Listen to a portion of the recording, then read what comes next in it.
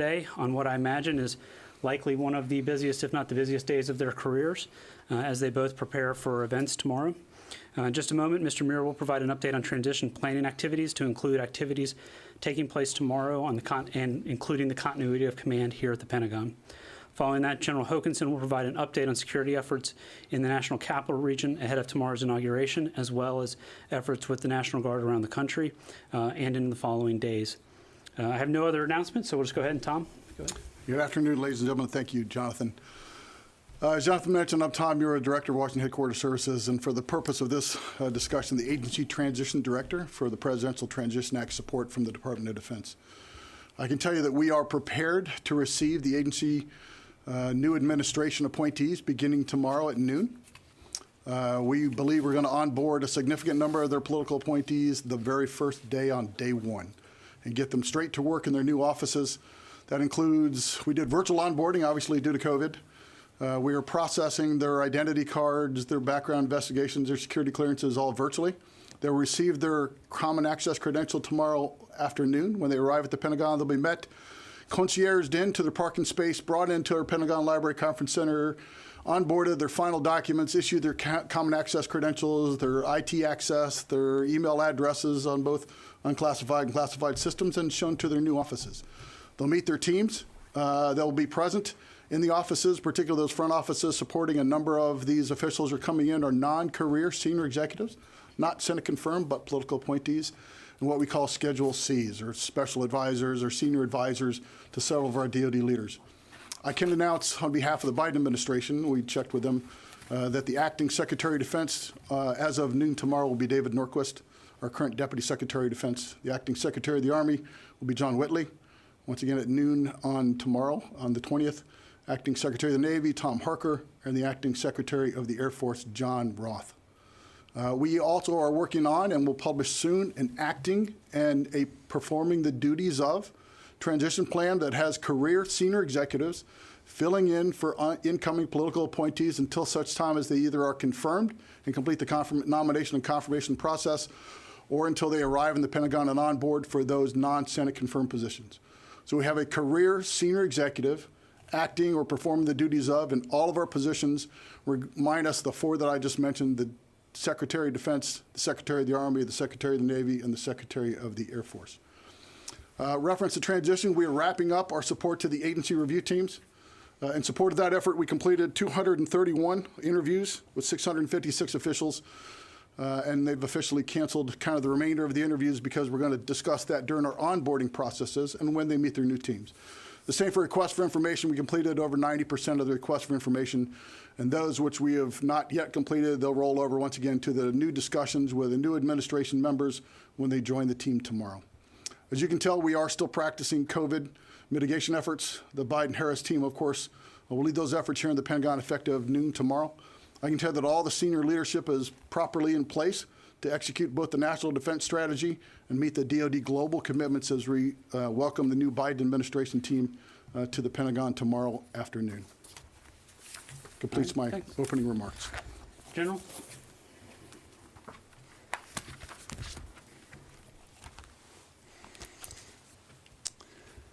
Good afternoon. I'm General Dan Hokanson, and I want to thank you for the opportunity to highlight your National Guard soldiers and airmen. As I speak, more than 25,000 National Guard men and women from all 50 states, 3 territories, and the District of Columbia are here in support of the lead federal agency for the presidential inauguration. I visit with these men and women every night, and they understand the importance of this mission. They are also proven, prepared, and proud to do their part to ensure a peaceful and safe inauguration for our 46th Commander-in-Chief. They are providing security, communications, logistics, and coordination support to local and federal law enforcement and have met every request promptly and professionally. Looking across the entire National Guard, we have over 91,000 on duty today, to include 22,000 supporting COVID-19, 16,000 deployed overseas, and over 6,000 protecting key infrastructure and Capitol buildings in 30 of our states. Although 91 is a lot, 91,000, it's less than 20% of your National Guard, so we have additional capability if and when needed. Upon completion of the inauguration, we will continue to support federal law enforcement as requested and our service members will return home as soon as conditions permit. With respect to comments about extremism, let me be clear. Extremism is not tolerated in any branch of the United States military. If there are reported issues, our leaders will address them immediately in accordance with established department policies and in coordination with law enforcement.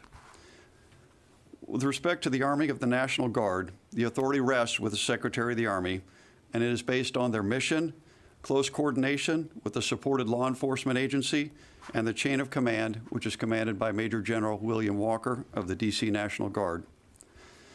Our ability to move 25,000 soldiers and airmen to D.C. from every state and territory in less than 2 weeks would not have been possible without the support of our governors and their adjutants general. It speaks volumes about America's investment in the National Guard, and most importantly, the support of our service members and what they get from their family and their employers. Also, the outpouring of support to our National Guard across the entire country and here in the district is a story in itself, and I want to particularly thank the citizens of the District of Columbia. With that, I look forward to your questions. All right, well, if you have questions, just please identify who you'd like to have answer them. It's going to be a kind of a COVID-safe dance over here with just one more podium. So we'll go first to Lita, AP. Hi, Jonathan. Thanks a lot. This question is for General Hokanson, but Jonathan, if you want to weigh in at all, that'd be great. General, I know you mentioned extremism. What can you tell us about the approximately a dozen or possibly more National Guard members who've been pulled off duty because of either posts on social media or other issues? How big of a threat do you think this is? Do you think there are more? And frankly, any details on this that you can provide, I think would be good, since obviously the general public is listening and watching this event with great concern. Thank you. Lita, thank you for that question. And so we work very closely with law enforcement, and if there's any identification or anything whatsoever that needs to be looked into, out of an abundance of caution, we automatically pull those personnel off the line and make sure that they're not part of the mission set. And in certain cases, we make sure that we get them sent home. But we're in very close coordination also within our organization. We're kind of a family in the National Guard. We grow up together, we work together, and we keep an eye on each other. And if there's any indications, we immediately address it through the chain of command or law enforcement, the appropriate level of agency. But I'm not concerned as a large part of our organization. If you look at 25,000, we've had 12 identified, and some of those they're just looking into. It may be unrelated to this, but we want to make sure, out of an abundance of caution, as I stated earlier, that we do the right thing until that gets cleared up. Yeah, so Lita, I don't want to get into the actual vetting and what the partner organizations have found, but much of the information is, as the General mentioned, is unrelated to the events taking place at the Capitol or to the concerns that many people have noted on extremism. These are vetting efforts that identify any questionable behavior in the past or any potential link to questionable behavior, not just related to extremism. But as General Hokanson mentioned, we're not asking questions right now. We're not asking questions of people who are flagged. We're, out of an abundance of caution, taking action and immediately removing them from the line of duty at the Capitol and the events taking place. And then we will address them, whether it's through law enforcement if necessary or through their own chain of command. But the point here is that we have the vetting processes that are in place. We also have, as General Hokanson mentioned, internal to the ranks as well. People have made it clear that if you see something, you should raise it. We are taking steps to ensure that there's no concerns. The American people should have confidence in the National Guard. They should have confidence in the law enforcement teams that are planning for this inauguration, ensuring that Vice President-elect or President-elect Biden has a safe and secure inauguration tomorrow. Okay, Jennifer? Just to follow up on Lita's question, General Hokanson, you are confirming that there are 12 people who have been removed from National Guard duty. There are reports that 2 of those were linked to so-called right-wing militias. Are you confirming that as well right now? All I would say with those 2 individuals is inappropriate comments or texts that were put out there. And as we stated, just out of an abundance of caution, we want to make sure that, that there's no issues at all and that those properly get looked into. And just in terms of generically, in the future, will this be sort of a standard kind of, I mean, in the past, were you allowed to look at people's social media pages and things that they were texting, or is this new to this inauguration, or is this an ongoing thing that the National Guard has been doing? So I'd have to defer to the FBI because they do the vetting once our personnel are here. But as I mentioned before, you know, we're a close-knit organization and we keep an eye on each other. And if anything doesn't seem right, as Jonathan mentioned, if we see something, we're going to go ahead and report it. Did those individuals come to Washington and were sent home, or they were not allowed to come to Washington? In those cases, they were both here in Washington and are being sent home. All right, we're going to move on. Helene Cooper, New York Times. Hi, I'm still, I'd like to go back to the, continuing on with this 12. Are you saying 12 were removed because you have concerns of ties to extremist organizations? No, that is not it. I think as General Hokanson mentioned, we have 2 individuals that identified had made inappropriate comments or texts. Those 2 individuals were removed.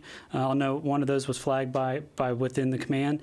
And then we have another group of individuals that have been flagged in the vetting process for a number of different reasons, like I said, unrelated to the events here and the concerns that most people have posited. It's a lot of looking back at anything that could potentially flag in a criminal history check, anything that could come up in a civilian database that's being scrubbed by our partners. We're just not, like I said, we're not taking any chances. Anything flags, there's any reason that somebody's name is brought to the attention of the command, they're being removed from the line. We'll ask questions later, and we will and can ascertain whether any action needs to be taken by either law enforcement or by their chain of command. But no, we are not saying that all 12 have been pulled for ties, I think as you characterize it, to extremists or militias. That is not correct. Okay. Okay. And a second question, of the 25,000 National Guard troops coming, how many of those are military police, please, for General Hokanson? I apologize. I don't have the exact number of military police, but we use an assortment of military police and security forces, and that's a balance between state requirements and what they're able to send here. But we can follow up with the exact number at a later time. Okay, we'll keep going. Dan Lamoth, Washington Post. Yes, thanks for your time today. Wanted to clarify what the threshold is for someone to be flagged here. For instance, if someone had a QAnon bumper sticker or T-shirt or something like that showing some amount of sympathy or interest, is that enough, or does it take something more serious? Thank you. So I don't want to speak for the vetting that's underway, but if our law enforcement partners flag an individual based on their determination that they see something and they pass it to us, we're not even asking what the flag was. We're just removing them. So I can't speak for that. Within the ranks, I think that it's what we've seen is inappropriate comments and texts have been it. I don't think that we have a handbook on what our thresholds for inappropriateness at this point. We are just taking action against action to remove individuals if there is some indication that would indicate that they should not be here at this time. Okay, Phil Stewart, Reuters. Yeah, hi. Sorry, just not to beat a dead horse here, but so the 12 people that were removed after vetting, but the vetting was not necessarily for extremist groups, as I think I had thought that the vetting was for ties to extremism. So I guess so if that's true, then what is the vetting more broad than that? Are you looking into whether these people have big debts and other things that could allow them to be compromised by a foreign adversary? I'm a little confused about. I thought this vetting was for extremism. And then secondly, the 2 people that were removed from the Capitol, they're not part of the 12. So it would be 12 plus 2, correct? No, that's not true. So there's 10 that were identified by the FBI, and I can't speak to the level of vetting that they do, but I know it's they said it's a standard they do for all inaugurations for participants. With the other two, they're separate from those 10 for a total of 12. One was identified by the chain of command, and another one was identified through anonymous reporting. And Phil, to the first part, our understanding is that the review and the vetting is broader. As you indicated, we're not just looking for ties to one particular threat stream. We're looking for any indication that an individual should not be included in the inaugural events. All right, David Martin, CBS. I have no question. Sylvie, AFP. Yes, hello. I would like to go back to the reason why they were flagged, the two were flagged. You mentioned inappropriate comment or text. Were these comments of political nature? We're not going to get into what the comments and texts were, other than to say that they were inappropriate and they rose to the level that, in one case, the chain of command flagged them and made a determination to remove them, and in the other case, that there was as General Hoganson mentioned, a comment posted, a comment provided over a tip line that when their chain of command was made aware of it, they decided to remove them. But we're not going to get into the specifics of what the comments were right now. There'll be time for that. Warren? Given that the issues that were pulled or the issues that were flagged are not related to 2 weeks ago, a week and a half ago, are you concerned that your own background screening didn't pick this up? For which individuals? For the broader? Well, so I don't want to get into the exact vetting that undertaken. My understanding from what has been explained to me by law enforcement partners is that some of the information that would flag an individual is not necessarily information that would, if pursued, would lead someone to understand that a person's committed a crime or as someone who is compromised. But it's a piece of information. And at this point in time, we don't have the time frame in which to run down every single piece of information and determine whether that individual should not be a part of the military or not. But it's enough information right now that just that flag alone, we've determined that is enough to remove them from the Capitol. And do you at this point know how many the FBI has gone through of the 25,000? I don't have that information for you. Sorry. Louis?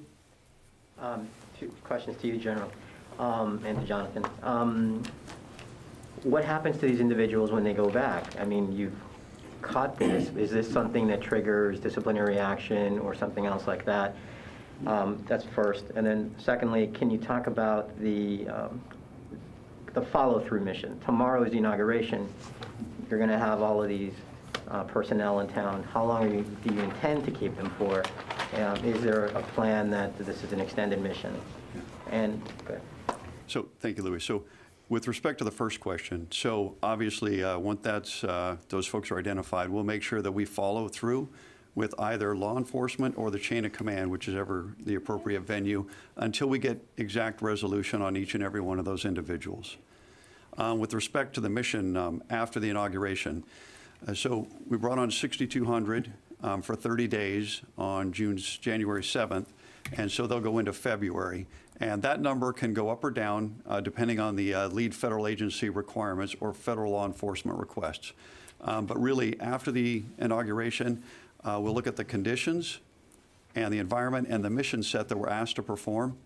And if that is below the number of personnel that we have, then we'll start identifying those folks to get them home as quickly as possible. So the drawdown could occur rather quickly then? Absolutely.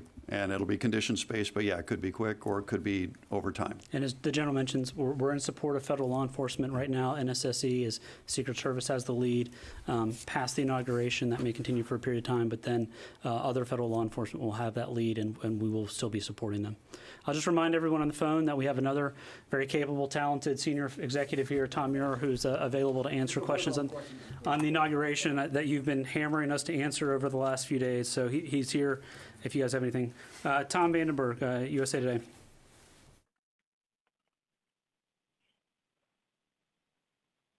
Sorry, Jonathan, nothing here. Dan Duluth, NBC. Yeah, thanks. This is such a large force here for the inauguration. How confident are you that you and the federal government and the FBI have been able to properly screen and vet all of these troops? Because this is obviously not a typical situation. Well, in this case, we're working very closely with the FBI, and I know that we've been providing all the information that they need as our troops show up into the National Capital Region, and I've been assured that they'll get all the vetting complete. Yep. I mean, the Secret Service handles large events on a regular basis in which they are able to screen and vet attendees. The FBI handles events as well. We have continuous vetting and screening going on within the department. This is obviously an unusual situation in which it is all hands on deck and we're leaving no stone unturned. But we are confident that there will be no opportunity to identify any potential threat left done. And so we're going to do all we can. We're going to partner with the Secret Service and the FBI and others to ensure that we're all doing everything we can. We're all rowing in the same direction, and that is to ensure that the President-elect and the Vice President-elect have a safe and secure inauguration tomorrow at 12 noon. All right, Jeff. Thank you. I was just following up on one of my colleagues' questions. You had said there'll be a later time to describe the type of texts and messages that these two service members sent. Isn't now the time? This is the largest news story in the world. Can the Defense Department at least characterize the texts or communications that these two National Guardsmen sent? Were they plotting against Vice President-elect Biden? Were they threatening violence? What exactly were they saying? So I think the generals characterized, I'll characterize them, they're inappropriate texts. There's going to be a continued look at this, whether that is a internal DOD look within their chain of command or a investigation by others is something that's being determined. So I don't want to get ahead of that investigation and get in the way of that. We're providing information here to the American public. What's important for them to know is that those individuals have been removed. They will not be at the Capitol.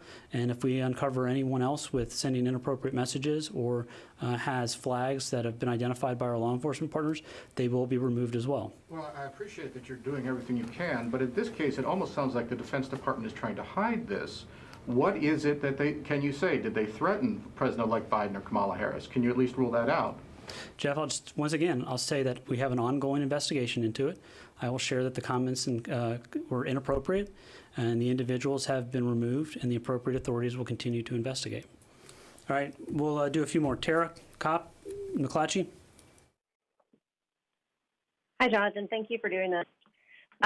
My question for General Hokanson is, do you think that there will be a need for a overall rescreening of all Guard members moving forward, since this kind of revetting for the inauguration has popped up a few concerning things?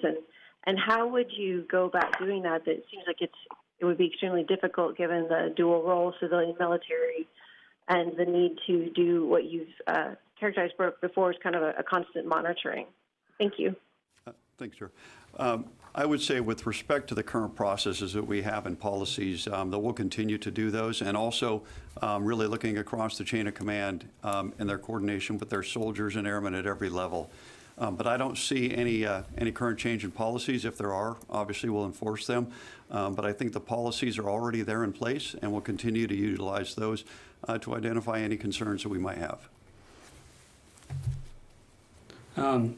Abraham, Washington Examiner. Yeah, I just wanted to get clarification. Thanks a lot for calling on me. Want to get clarification, that 6,600 number for 30 days, can you kind of break out, there's 25,000 Guard members providing security in the Capitol right now, but that number is going to drop down to 6,600, only they? Yeah, I'll let you clarify that. Thanks. So with respect to the 25,000 that we currently have, that's to meet all of the requirements that have been requested by the lead federal agency, in this case, the United States Secret Service. And so that's the amount that they required for the inauguration. When we look post-inauguration, it'll depend on the conditions and, of course, the missions that were provided. But we did put 6,200 on early, so there would at least be a residual element here if it was necessary. And now, as we go in the days following from here, we'll stay in close coordination with all the federal law enforcement agencies to make sure that we meet their requirements. But if we have excess capability and capacity, of course, we want to get those soldiers and airmen back home to their families and employers as soon as we can. Okay. All right, Megan? I have a question. Okay. Jennifer? Just a quick follow-up. Sorry, sir. There's also a report that that there was chatter among QAnon websites suggesting that some QAnon members wanted to put on National Guard uniforms, and that there was concern about that, and that there's also concern that National Guard are concerned that people are taking videos and pictures of them at the Capitol. Can you address that? Is that accurate? Was there a law enforcement warning about somebody wanting to put on National Guard uniforms? Absolutely. We're in close coordination with the FBI, and any and all things that they come up with that may have been concerned, we share that across our force, because we want to make sure that no matter what situation we're in, our soldiers and airmen are prepared and ready to complete their mission, really to protect people and property, and also be able to defend themselves. But you're confirming that there were concerns about those? Yes, there are always concerns about stuff like that, and we just work with the local law enforcement agencies because they provide that information. And if we see indications of anything that doesn't look right, we report it immediately. Okay. All right. I will, Tom, I apologize for dragging you down here, but thank you for coming. Tom's got a busy day tomorrow, has a great plan in place. We've been working closely with the Biden team. As you guys know, my relief will be here tomorrow at 12:01. So looking forward to getting him on board and getting him up to speed. And next time you guys are in here, he'll be the one briefing you. So I know that'll be he will do an incredibly good job at that, as he has always done. So I just wanted to take a moment to thank all of you who cover the Pentagon. What you guys do is important. I've enjoyed almost all of our conversations over the past 2 years. I've been a privilege to speak to you guys from up here, and I really do appreciate the work you do. It's important. I want to thank the DoD Public Affairs teammates for their effort and sharing the good work of the department. I also want to thank those career military and civilian civil servants such as General Hokanson and Tom Muir for all they do to make this a great institution. And finally, given all the country's been through recently, and importantly with COVID, civil unrest, and the attack on the Capitol on January 6th, it's important to note that in times of hazard, the American people continue to turn for assistance the most trusted American institution, which is the U.S. military. So at a time when a lot of institutions, and so many of them, are under assault, the credibility, transparency, and integrity of the Department of Defense should be prized and husbanded. The men and women in uniform at DoD are among the best among all of us. And while we all do not want to find ourselves in times where the nation continues to need DoD to be a rock for civil society, we're here and will continue to perform that role and be capable of being such. But hopefully that time will pass soon, and when that does, we'll return our focus to our mission and our foreign adversaries who have not been distracted one bit. So with that, take care, get yourselves vaccinated, and hopefully we'll see you guys again soon. Thanks. Thank you.